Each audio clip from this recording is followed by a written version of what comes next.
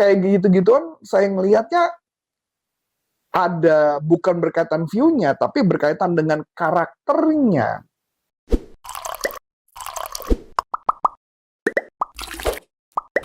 Halo sahabat NLPers, balik lagi sama aku Aulia di YouTube channel NLP for Business. Nah, kesempatan kali ini kita akan membahas seorang konten kreator yang berhasil capai 1 juta viewers di Indonesia, padahal dari luar negeri loh.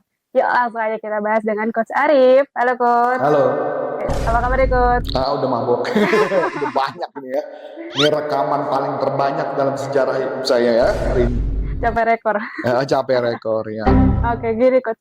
Jadi kan sempet ngeliat lagi heboh nih Coach di media sosial gitu.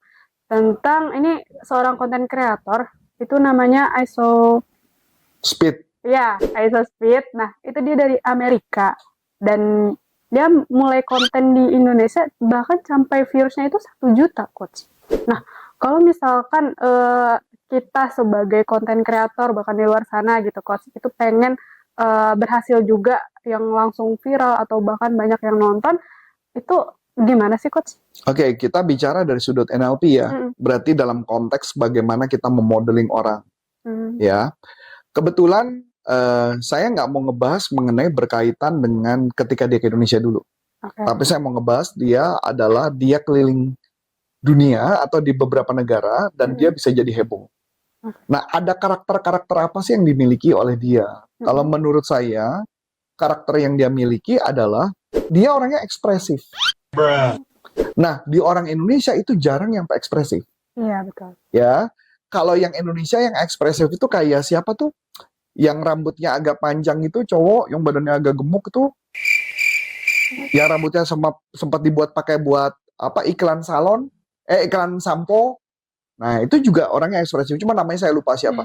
Nah, jadi orang-orang yang ekspresif lah yang cenderung cepat naik daun. Cenderung naik daun. Kebetulan, Keanu. Oh, Keanu. Keanu itu kan orangnya ekspresif tuh. Iya, betul. Orang kayak gitu cepet naik tuh. Tapi bisa nggak dia menjaga konsistennya? Nah, si ISO Speed ini itu punya kebiasaan seperti contoh dia sering banget menggunakan bahasa-bahasa setempat kalau kayak khususnya di Indonesia. Santai. Nah, itu Indonesia banget tuh. Nah, itu salah satu kelebihan dia tuh. Orang lagi ngerobok, santai, dia ngomong gitu kan. Nah, itu kan beda ya. Nah, begitu juga dia punya kebiasaan suka pakai kalimat gonggongan anjing. Jadi gitu ya, jadi kayak itu modelnya kayak dia itu.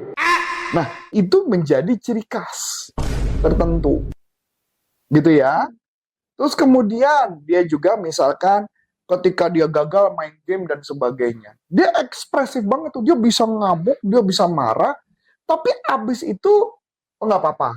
Nanti kita lihat lagi nanti ke depan ya. Kita yakin aja kita menang. Jadi orang ngelihat bahwa, gini ya. Jadi kalau kita kalah, mentalnya diajak untuk masa depan untuk ngelihat bahwa lu pasti bisa menang. Nah, itulah yang membuat kenapa konten-kontennya disukai. Kalau mengenai 1 juta view, kalau saya pribadi, orang Indonesia tuh FOMO. Modelnya FOMO, orang nggak kenal atau apapun, dia mau coba itu. Tapi kalau mau bertanya 1 juta view, menurut saya orang Indonesia ada yang bisa ngalahin dia. Iya. Ada, karena ada orang yang berhasil mengalahkan 1,9 juta, yaitu Selos. Selos ya, dengan tinjunya di Beyond dan sebagainya. Jadi maksud saya, kayak gitu-gituan, saya ngelihatnya ada bukan berkaitan view-nya, tapi berkaitan dengan karakternya. Berkaitan dengan dia bisa nunjukin dia siapa. Kebanyakan orang-orang yang heboh adalah orang-orang yang karakternya kuat banget. Yang punya karakter, yang dia heboh tapi ngomongnya tetap positif. Nah, itu adalah karakter yang bagus. Nah, jadi kalau mama kita dalam konteks NLP, apa yang kita lakukan, yang bisa kita lakukan adalah kalau mama di sosial media, memang kita harus mainnya ekspresif. Atau benar-benar unik banget. Sekarang lagi contoh nih, ada satu yang mahasiswa, yang S2, yang senggol dong kampus gitu kan. Itu juga sama. Sama aja kan, siapa namanya, Danang atau siapa kan itu yang selalu bilang senggol kampus dan sebagainya. Nah, gara-gara dia melakukan interview kemana-mana, di beberapa kampus, kan sempat muncul satu konten creator sebentar yang sempat take down. yang bercanda. Iya. Nah itu kan gara-gara si Danang itu yang keliling kemana-mana, ketemu satu wanita yang dia ngomong bercanda, nah ketemu dan cewek ini naik daun, abis itu turun lagi. Kenapa? Ya karena cuma itu doang. Walaupun unik gitu ya. Karena bedanya orang mau seunik apapun, sehebat apapun kita, kalau nggak konsisten, nothing. Masuk akal ya. Jadi sama seperti saya juga gitu. Ketika kita di konten, kita bikin konten terus-menerus, capek ya capek. Ya kan? Tapi kita harus terus konsisten. Bisa nggak melakukan secara konsisten terus-menerus? Itu yang akhirnya nanti pay off. Apa istilahnya terbayar lah. Capeknya itu. Ya walaupun kita bikin kontennya dikit banget yang nonton ya. Ya nggak penting sih buat saya gitu ya. Yang penting adalah bisa nggak kita konsisten? Bisa nggak kita ngebagi sesuatu kepada orang? Kata kuncinya unik, ya, dan konsisten. Itu yang dilakukan ISO Speed. Itu hebatnya. Nah, saya ambil contoh sekarang nih ya. Ada beberapa tokoh-tokoh lagi sekarang. Ada yang istilah namanya soft speak ya, kalau nggak salah. Jadi, bagaimana cara ngomong, tapi nadanya, tonalitinya lembut gitu ya. Itu bahkan sampai ada cerita tentang kalau orang ngomong soft speak itu dianggap manipulatif dan sebagainya. Saya juga baru tahu tuh ada istilah-istilah itu gitu. Jadi setiap orang yang punya keunikan tertentu dia akan naik daun. Sama kayak Fajar Sad Boy, itu juga naik daun. Tapi bisa nggak dia mempertahankan ya? Kita nggak tahu tuh. Ya per hari ini sih kelihatannya dia masih bisa konsisten. Saya nggak tahu nanti ke depannya gimana. Jadi bisa nggak kita konsisten terus-menerus keunikan? Contoh lagi, Maili yang preman terkuat di bumi gitu kan. Itu juga sama, konsisten bikin konten marah dan sebagainya. Bisa nggak bikin konten konsisten itu? Contoh lagi ada siapa ya, saya lupa satu orang juga kontennya marah-marah mulu. Jadi ada orang pertanyaan apa dijawabnya nanya mulu kayak gitu. Itu juga jadi makanya saya bilang bikin konten yang konsisten terus menerus, unik dan orang akan suka. Dan kebetulan di ISO Speed punya itu. Makanya tadi ISO Speed kemarin ketemu sama Meidi yang content creator game, di prank, dia marah, digulat dan sebagainya, terus kita ketawa-tawa orangnya karena memang ekspresif banget. Dan ketika dia ekspresif bisa nggak ngambil gambarnya? Ya kalau dia ngambil gambarnya bagus kan jadi lucu ya. Kalau nggak ngambil, nah itu kan masalah teknik, masalah skill dan sebagainya. Jadi maksudnya tugas kita ketika membuat sebuah konten bisa nggak kita unik dan terus-menerus. Secara terus-menerus. Itu bisa nggak kita ngelakuin terus-menerus dan sebagainya. Makanya kenapa juga konten kita kan lebih banyak selalu berkaitan dengan kasus. Kasus lapangan, kasus yang terjadi dan sebagainya. Jadi bukan cuma sekedar teori, tapi bagaimana kasus itu bisa berjalan dengan baik. Itu gambarannya. Berarti kalau misalkan emang kita mau berhasil, bahkan bisa ibaratnya kalau sebagai content creator kan bisa tenar, bisa viral segala macam. Nah, bisa ya, bisa enggak. Ya tergantung, makanya mesti punya uniqueness. Uniqueness-nya apa?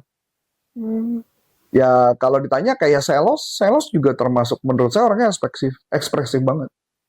Selos ketika dia teriak-teriak gitu ya, nyukur rambut botak-botak dia bikin apa, pokoknya dia heboh gitu.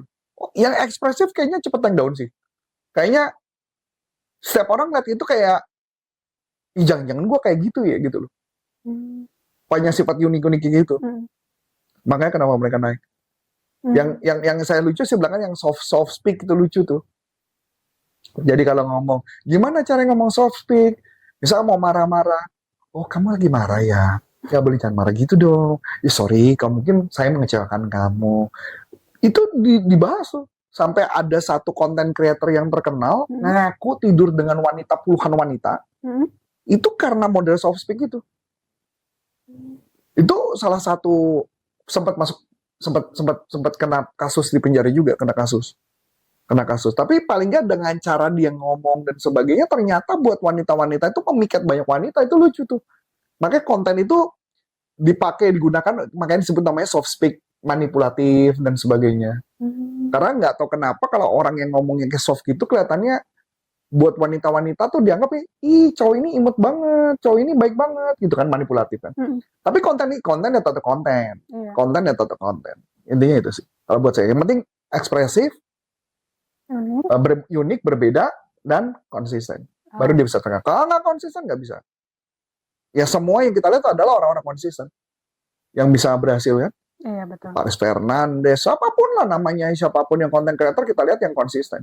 Dulu juga ada kan yang satu kan, Avan.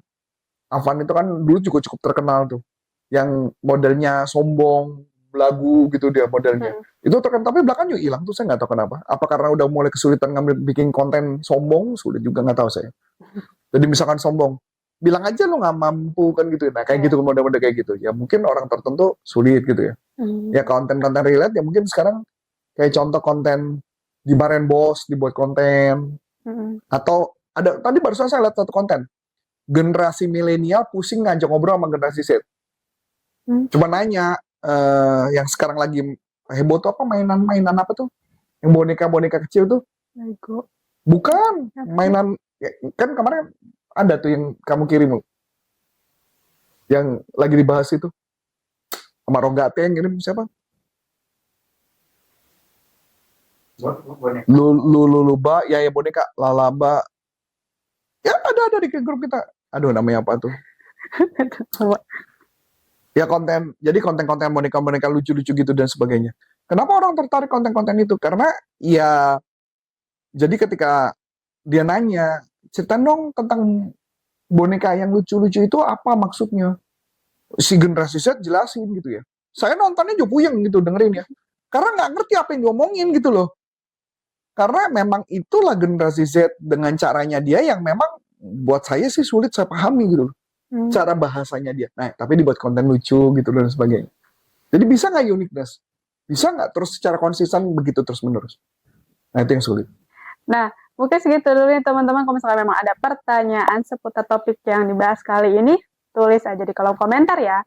Cukup sekian dari aku, Aulia. Dan saya Coach Antoni Sarif. Terima kasih. Sukses buat Anda. Sampai jumpa. NLP for Business untuk Indonesia. Bye-bye.